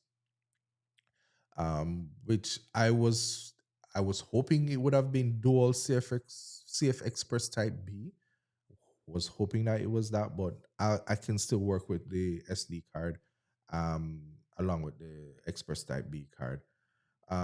It's just the ergonomics of this camera, the look of this camera, the top handle. Listen, this top handle here, game changing right here, right? It's even better than the FX3 if you ask me. It has the recording button on this top handle, and it also, I think this hot shoe is a digital hot shoe as well. So again, fantastic design and capabilities. This camera is just, I'm not gonna bore you all with what this camera has to offer, but all I can say is this camera is absolutely it. This is what I've been waiting for. This is what I have been asking Canon to do for years, and Canon has finally given us what a lot of Canon users, especially those who shoot video, this is what we've been asking for. And Canon has finally done it. Now, giving us all of these features on top of coming in with a price that is under $4,000 again is super impressive, and I'm really glad that Canon did this. um Bossman is saying gatekeeps. Yeah, open gate. No more gatekeeping. No more cripple hammer. Canon definitely did right with the C50. They did right with the Canon C80 and the C400. I was tempting. This was my thought because of how much I really needed a dedicated video camera. I was looking at the Canon C70 and I was like, it doesn't look like Canon is gonna give us anything like what the FX3 is. So tell you what, let me just look at what the C70 has to offer and go with it. The problem that I have with the C70 is, of course, it's a crop sensor camera. And I'm not one who is, nothing is wrong with crop sensor cameras. Don't get me wrong. I absolutely love crop sensor cameras. But I wasn't one to, I had a bunch of full frame lenses. Um, I only have one crop sensor lens, which is the infamous Sigma 18 to 35 f1.8. Um, the EF version, of course, they just recently came out with the 17 to 40, which I'm tempted to actually switch over to and to use and probably sell my 18 to 35. But that's for another live stream. But yeah, absolutely love what the C50 has to offer. The C70 is, I love the image that's coming out of the C70. That DGO sensor is just heavenly. Um, and the only reason why I would have gotten it is because of the image quality that the C70 is giving out. The C80 is way above my price. I don't think I can go all the way up to the C80, much less the C400. I think this camera under 4,000, the C50, the form factor, just everything, the open gate, the internal raw recording, the CF Express Type B, the top handle, everything that comes with the C70 was what I've been asking for. And finally, thank you, Canon. This is what it is. The Sony A7S III would have saved you from that extra denoising. Good point. I'm not gonna argue when it comes on to um low light. Nothing beats the Sony A7S III or the FX3. Um, but again, I was not willing to move over and switch all my gear to Sony. And luckily I didn't, because look at what is happening now. Sony is essentially gone AWOL on a lot of its users. A lot of persons are asking, "Hey, what's going on? The A7 IV has been out for 5 years now. When are we getting the A7 V?" It's obviously rumored to be releasing soon. That's probably the only new camera that Sony users are going to be getting for this year. There won't be an upgraded FX3. Recently, um, Sony gave its users an upgraded FX3, which is the FX3A. So if they did that, I don't see them upgrading to a version 2 of the FX3. especially with the fact that um they recently released the FX2, which was a joke of a camera, if you ask me. That was a joke. I thought it was April Fools, and someone was pulling a fast one on Sony users and making a big joke, but to actually found out that that camera was actually a real thing, I I laughed all day. Not to say that the camera isn't capable, but come on. I mean, Sony is known for innovating, and the fact that they put out a camera like that was just crazy to me. Um, Calling again, waiting for Gerald. I'm waiting for Gerald on the C50. I'm waiting on Gerald on the C50. Clearly, I saw he dropped a video on the Nikon ZR, which let me just talk about the Nikon ZR quickly. Based on what I've seen so far, the one thing that I can tell you straight out the bat that I absolutely love with the Nikon ZR is the image quality. Oh my god. The if the Nikon ZR looked anything like what the FX3 or the Canon C50 body is, with the top handle, um, with open gate, and had that image quality,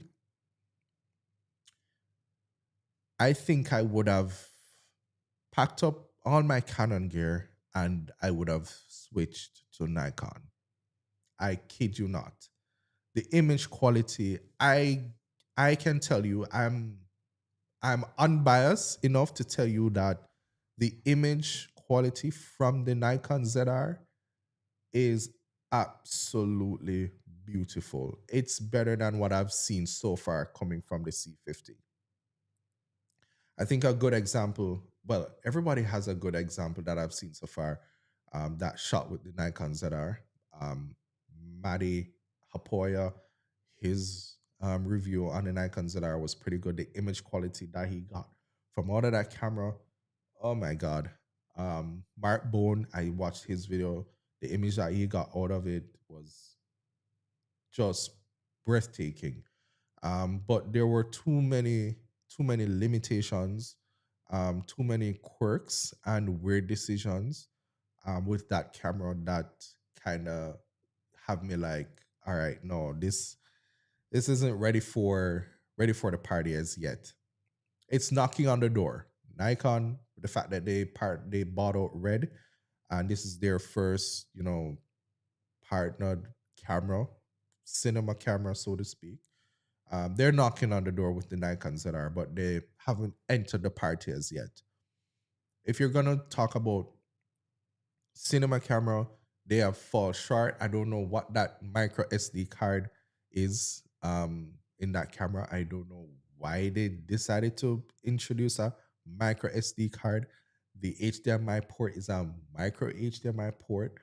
Um, the the the battery, where the placement of the SD card is beneath the camera. Now, if you have that placed on a tripod, and believe me, I've used Canon cameras that had this same issue, and I can tell you straight out the bat, that is not acceptable. If you want to take out your SD card, you have to take your camera from off the tripod. If you want to switch batteries, you have to take but the batteries is fine, but to get to your SD card, I mean, come on. Why isn't it at the side of the camera? That was a miss. That was just weird to me that Nikon did. Um the 4-inch flip screen, the 4-inch flip screen is pretty sweet.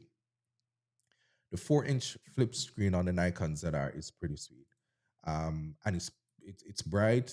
Um, it's what everybody should be moving to right now. I think this small 3.1, 3.2 inch flip screen is just not it anymore in 2025 and going forward.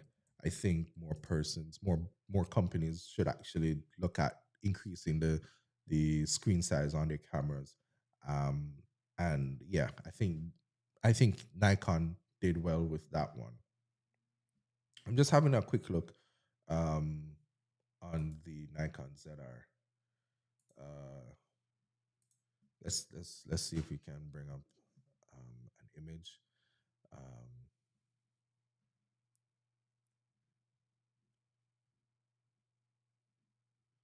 yeah, it's nice. It's nice. I'm not. It's nice looking. I don't think personally speaking, I don't think it's, as I said, it's not ready. It's not necessarily ready for it to be taken seriously as a cinema camera, but they're knocking on the door. As I said, the image out of this camera is one for the books. It is one for the books. Um, yeah, let's see what y'all are seeing here. Colin again, it was really expensive prank from Sony. I know, right? Very expensive prank. Their first baby. Who's that? Nikon. Yeah, it's definitely giving like it's definitely giving a baby like a toy. It's so small. I'm not sure the grip. I'm not sure if I would. I personally would have preferred a little bit of a deeper grip.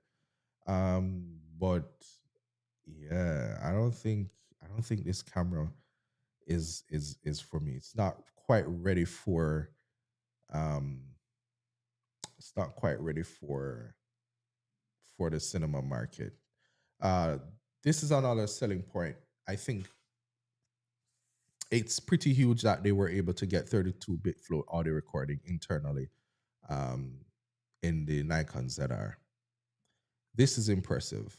I this is another thing that I'm hoping to see Canon come with in their other cameras. To have 32-bit float internally is a nice feature to have. It's not a must, but it would be nice. It would be nice to eliminate the need for those external um, recorders that you see a lot of persons um, trying to incorporate now with the DJI mics and the Hollyland. Yeah, I'm not necessarily for those kind of microphones. So yeah, having internal 32-bit internal recording is sweet. That aside, so it would be the selling point for me with the Nikons that are would have to be the image quality, the 4-inch flip screen, the 32-bit internal recording.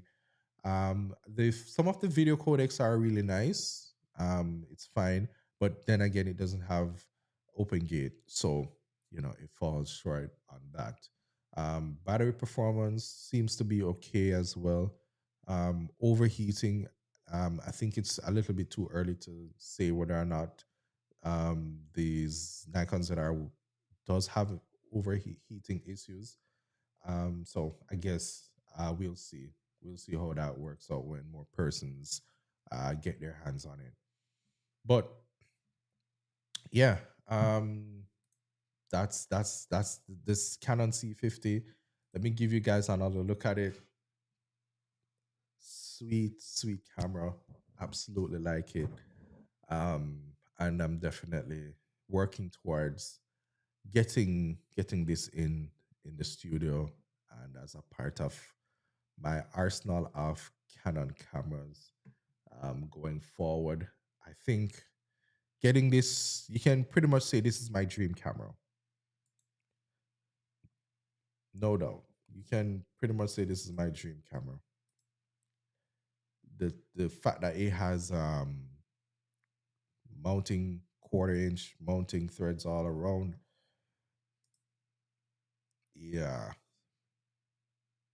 Yeah, it's a nice camera. Top handle, solid top handle. Yeah. But yeah, I think that's pretty much what we have to talk about today. Um, Thank you guys, for stopping by. If you stop by, you left a like. I see persons in and out of the live. I appreciate you for stopping by and leaving a like. Um, Tech-tember is in full effect. We're expecting a lot more tech products to be released throughout this month. So expect this live to be going on pretty much for this month very often. I'm not gonna promise you that I'm gonna be coming on any specific day, but I will be making arrangements um to schedule a live once we have a number of products to um, talk about. Next up, I think we're looking forward to Sony um, to come out with their new camera. Is what's it called? The Sony A75. We're looking for that. Making a cinema camera in 2025 to 2026 without internal fans is a no-no. Yeah, agreed completely.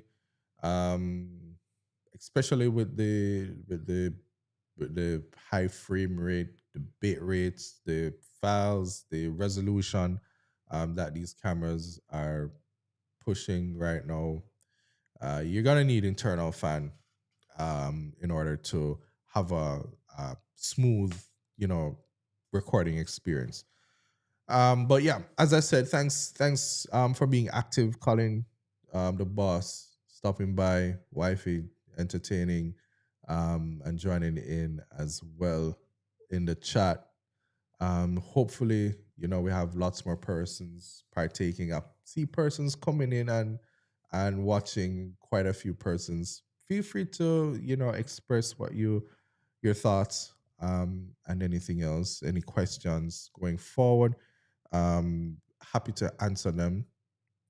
The channel, I have a lot of work piled up, to be honest with you. I have one video that is outstanding for a few weeks now that I haven't put out as yet. I'm hoping to finish that by the end of this week and have it released. Then I have quite a number of content to produce um, for brands. I have some brand sponsorships. Um, I have some reviews, of course, with Tech-tember high in effect. We have iPhones launching. We have the Google Pixel launching. Yeah, there are tons of things to do, tons of content to produce. So we're gonna be busy in the studio. We're gonna be busy creating content going forward. But let me know what you guys, would like to see also. Do you like these live streams? You want to see more? Leave your suggestions. I'm hoping to do more of these. I don't know. GoPro has something incoming this month. That would be, Colin, that would be interesting to see, because I say that. I see um I see DJI coming out with their action camera. Of course, Insta360 pretty much has the market um, cornered where action camera is concerned. I don't know where and when and how the and how GoPro just fell off. They were, I think they fell asleep at some point during the time when everybody's looking to fine tune their action camera and pretty much knock GoPro off the top. So it's interesting to see what GoPro actually comes out with. So we probably, yeah, we're gonna be talking about that. I also do have um the Insta360 action camera. I have some videos to produce on that. Just a bunch of content to do. And of course, we're gonna definitely coming back with the live streams uh, to have a to have talks, chit chats about some of these new releases for this September. It's synonymously known as Tech-tember in the tech world. So again, lots of new tech to be released this month, and this is just my time of year that I'm just the happiest to see new gear, new tech, and to see what we can use to whether it's getting better images or just to better or day-to-day lives. So looking forward to all of that. DJI, oh, DJI 360. Oh, damn. Yeah. Same here. I have a lot of backlog. Yeah, bro. I can't just imagine. Um, I when was the last video? I can't recall.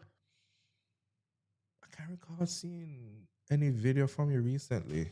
I'm gonna probably have to go back and check to see what's going on. But yeah, the backlog is heavy, and wifey and I recently welcomed an addition to the family, so that has been um an experience and something that we have just been basking in, and enjoying a lot, trying to spend a lot of time with the new one, the little one.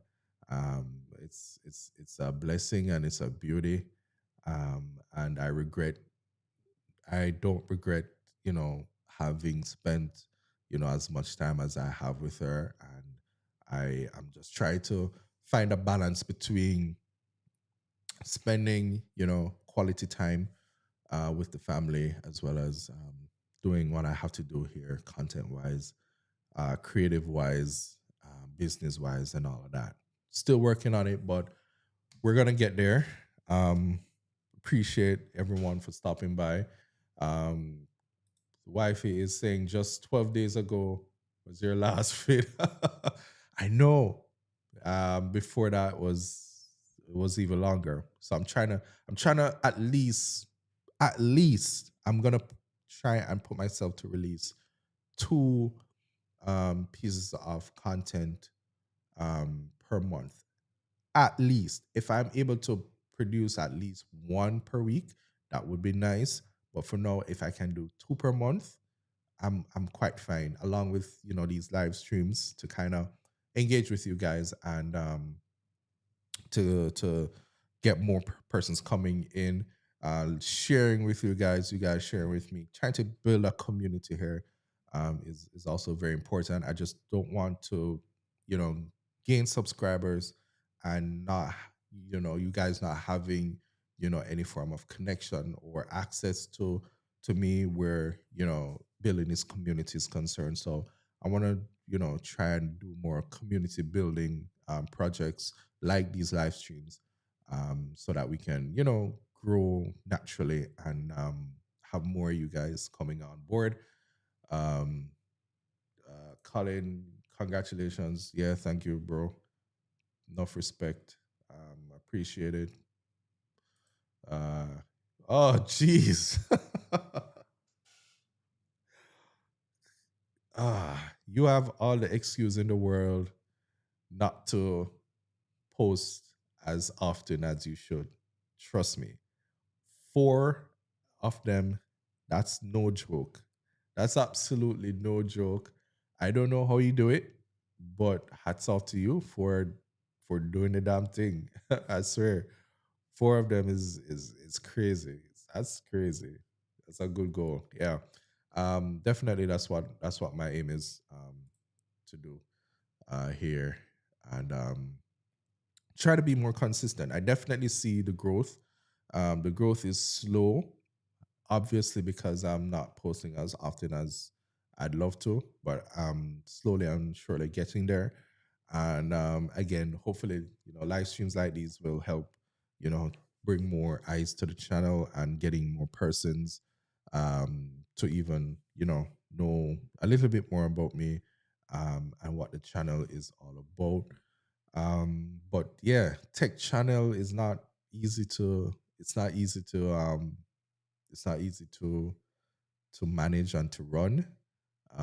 But it's the passion and the love that you have for it that keeps me going. 100%. It's the passion and the love for it, and I'm here for it. I have a beautiful and wonderful partner that supports me 100%, and allows me to, even right now, to get this live um, this live video recording done, in order to keep the channel going. But appreciate you guys again. Consistency is the key ingredient for sure, 100%. We're just trying to do the thing. Colin, you and I need to touch base with you, and catch up more offline, and you know, have a quick chat.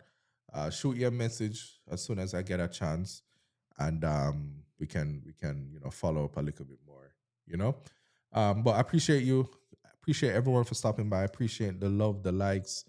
I appreciate for you stopping by. This was a fun one. I really enjoyed it. Looking forward to doing more of these. Looking forward to more tech, talking about everything that we love and passionate about here. Any questions, feel free to shoot them in the chat next time. I'll see you again. Looking forward to the new releases. Appreciate you guys. I think that's gonna be it for me for today. Colin, big up yourself, bro. Um, Thanks again. Yeah, to the supportive partner. Yeah, big up to her for sure. Um, Thanks again. Yeah, keep going, guys. Y'all got this. Yeah, she's really supportive. Super sweet. Anyways, that's it. Thank you guys for stopping again, and I'll catch you in the next live stream, the next video, whichever one you see my face first. Appreciate you. See you soon.